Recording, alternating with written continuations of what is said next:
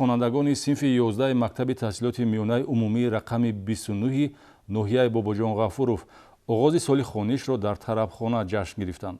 ба ҳамин монанд хонандагони синфи 11 мактаби таҳсилоти миёнаи умумии рақами 5 шаҳри Хуҷанд 4 воситаи нақлиёти гаронарзишро киро карда дар рӯзи дониш ба сайру гашт баромаданд. оиди дилхушии ғайриқонунии наврасон гузориши навбатӣ маълумот медиҳад.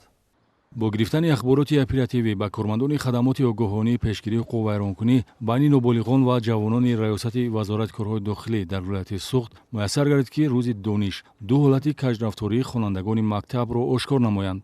гурӯҳи 19 нафараи хонандагони синфи 11 мактаби таҳсилоти миёнаи умумии рақами 29 ноҳияи Бобоҷон Ғафуров оғози соли хонишро бо ташкили зиёфат дар тарабхона ҷашн гирифтанд.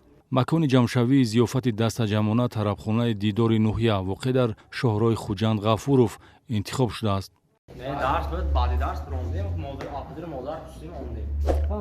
چی قید کرد شدتون شما اینجا؟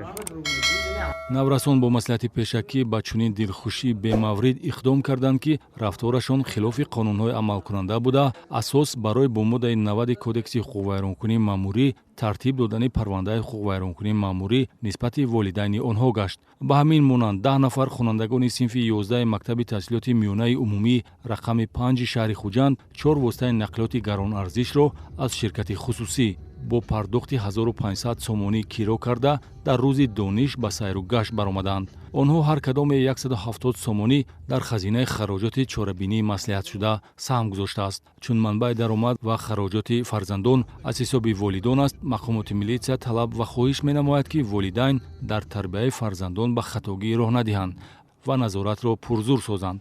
вагарна аз беназоратию тарафгириҳои бемаврид фарзандон шерак шуда ба ҳар гуна одатҳои бад майл пайдо мекунанд.